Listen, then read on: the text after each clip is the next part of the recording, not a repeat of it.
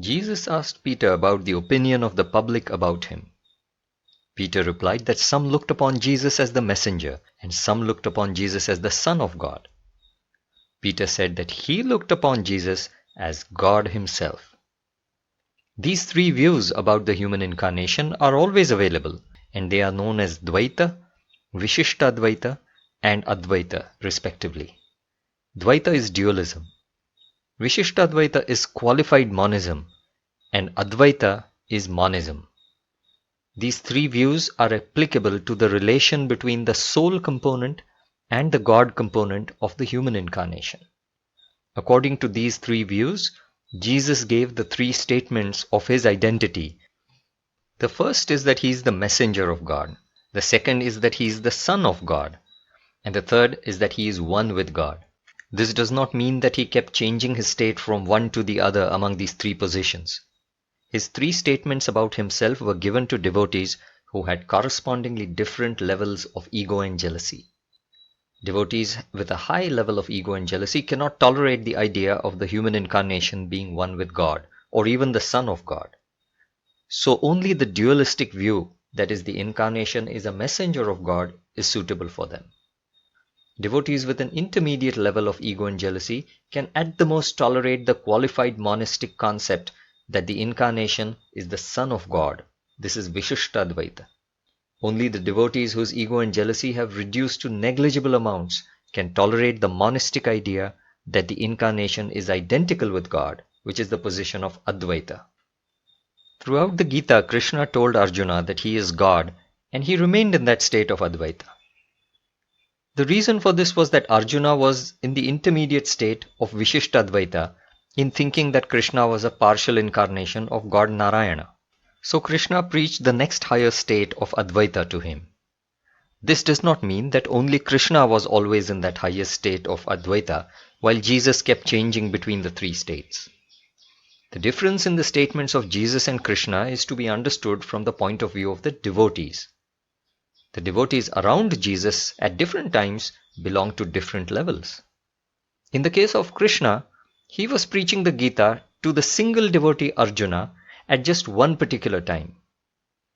The Bible is a collection of the statements of Jesus given to various devotees at various times, whereas the Gita is a single preaching given to one particular devotee in one particular situation. Therefore, Jesus and Krishna are not different from each other in terms of the state of being a human incarnation. Krishna was looked upon by the Gopikas as God, so there was no necessity of preaching Advaita to the Gopikas.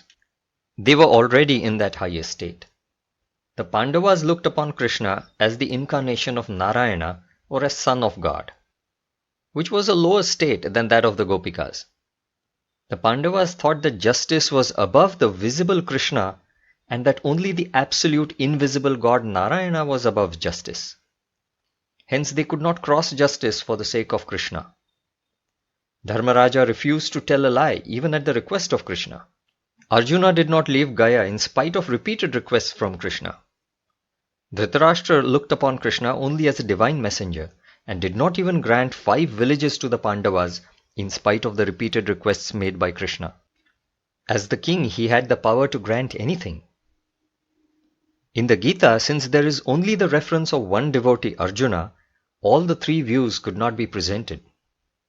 Therefore, Hinduism should not say that Krishna alone remains God at all times, while Jesus keeps changing from God to Son of God and Messenger at different times.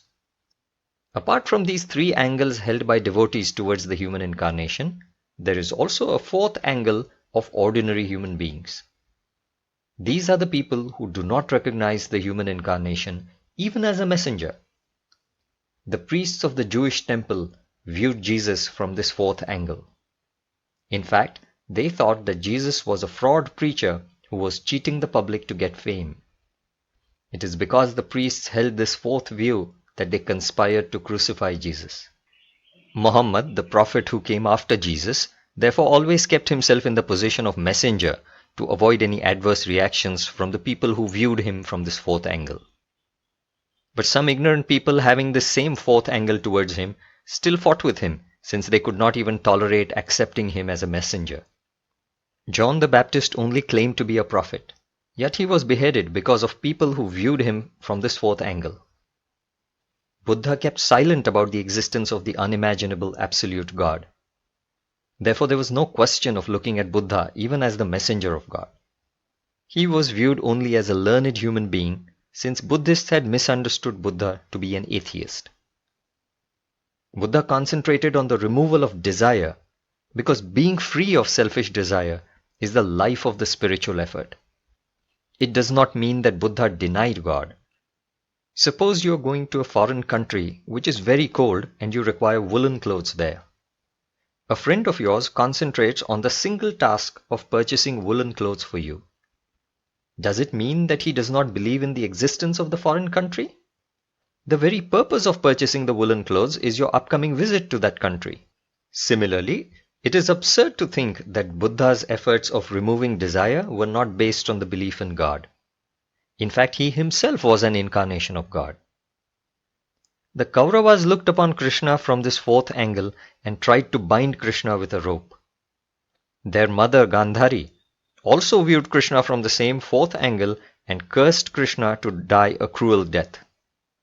Accordingly, Krishna was shot dead and died of profuse bleeding from his foot. Thus there was no difference between Jesus and Krishna, even in the fact that both faced a cruel death.